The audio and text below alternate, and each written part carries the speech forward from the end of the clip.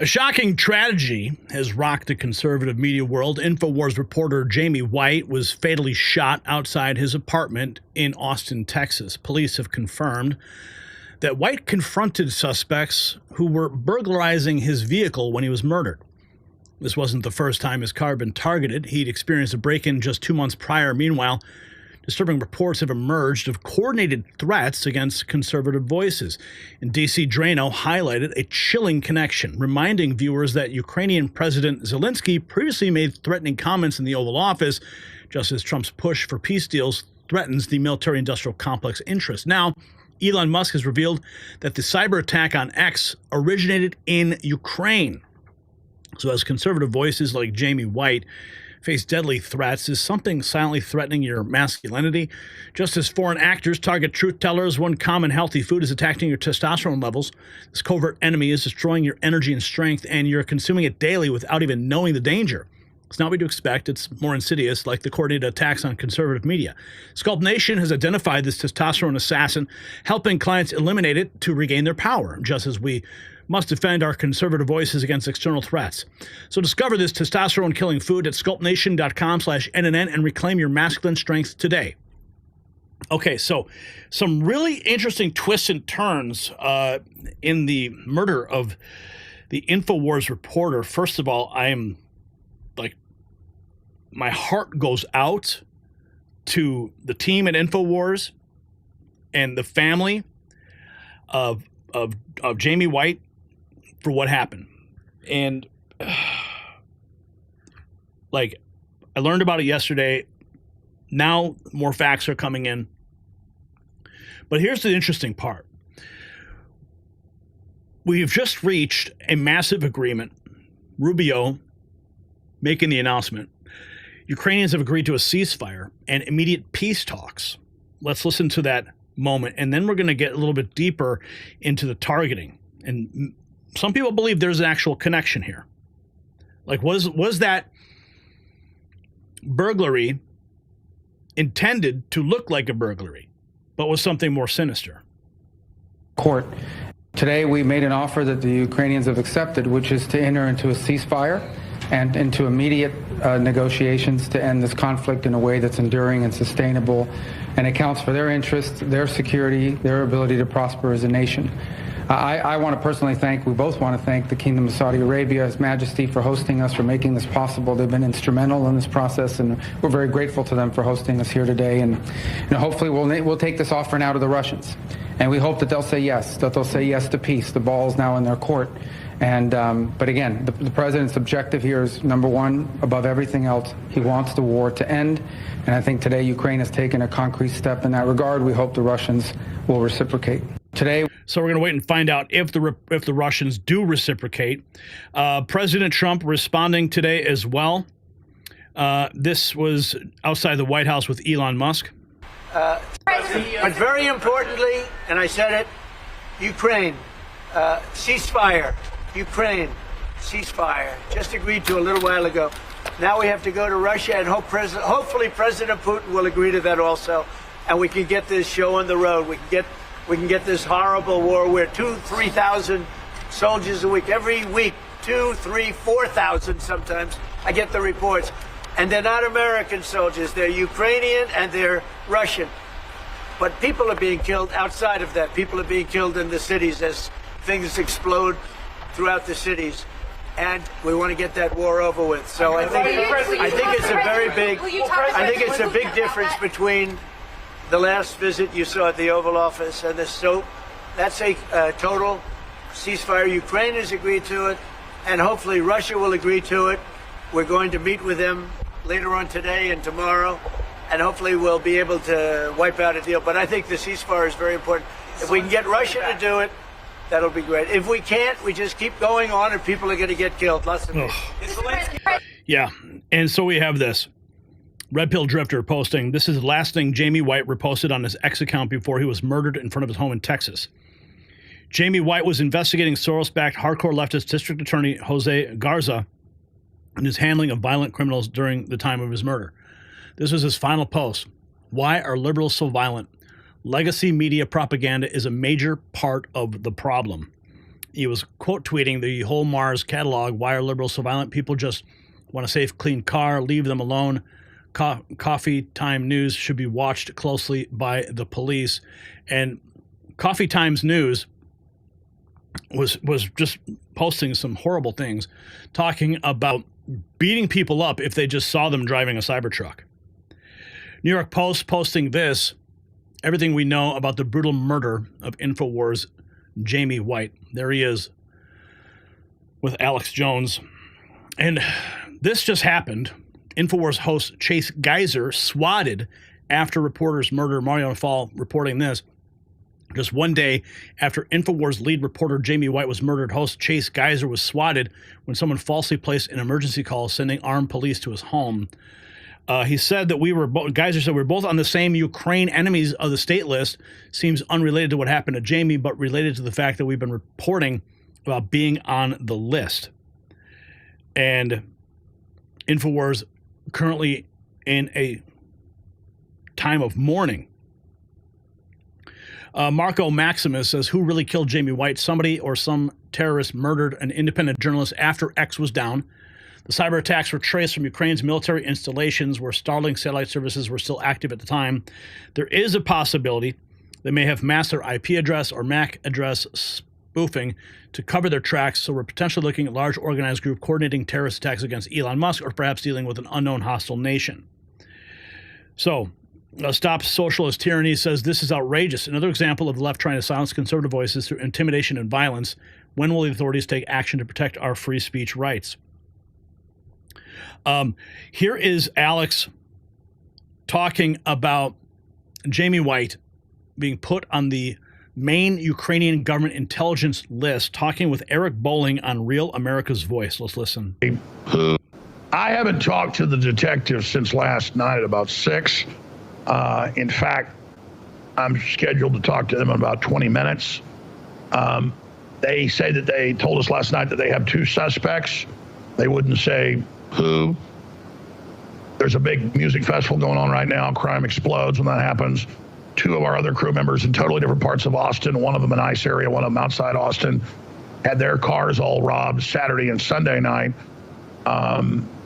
It's bad. I mean, crime has really exploded because they literally don't prosecute criminals, just like we've seen in New York. And I'll say this, Jamie White was put over a year ago on the main Ukrainian government intelligence hit list, along with Jack Posobiec and others. And we have that. We have that tweet, Alex. Control, can you put up that tweet? And this is Jamie White's tweet. I'm on the Ukrainian enemies list due to my work at Infowars and with Real Alex Jones on the Ukraine proxy war. The group who compiled the list is tied to the U.S. State Department, USAID, CIA, and George Soros. And, you know, that was from June of last year. So, you know, the reason why I wanted to pull that tweet is it's interesting the direction that he felt if something happened may have come. And again, we won't say it's them, but Elon Musk literally yesterday said that massive DDoS disruption to X that was happening all day yesterday, Elon Musk on Fox Business said it looks like it came from an IP address in Ukraine or very near to Ukraine. I'm just wondering if there's some sort of Ukrainian underbelly that's targeting conservatives. Your thoughts? Well, absolutely. I predicted, because General Flynn predicted on my show and other experts, months before we had the shooter that tried to kill Trump in Mar-a-Lago last year after the first failed attempt. And he was heavily connected to USAID, CIA, all this money, all these passports, connected to the feds. And he was a big recruiter for the left, getting U.S. citizens to go be soldiers and veterans to be soldiers fighting in Ukraine.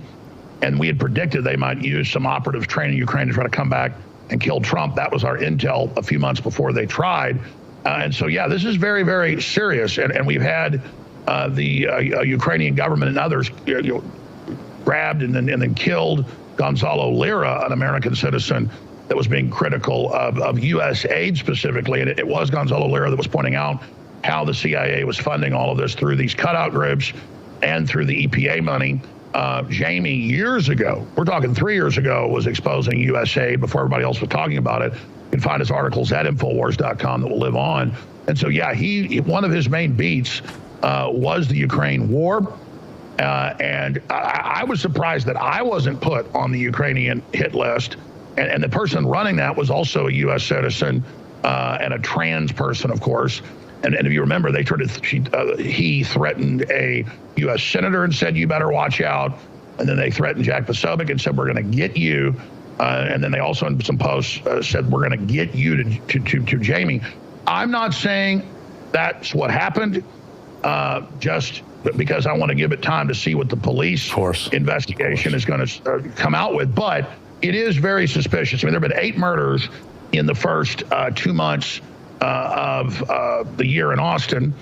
And so it's very interesting and very, let's just say, concerning that out of a city of several million people, one of the 8 to be killed is our, I think the crew admits, hands down best writer, who was heavily exposing Soros and USAID and the rest of them. And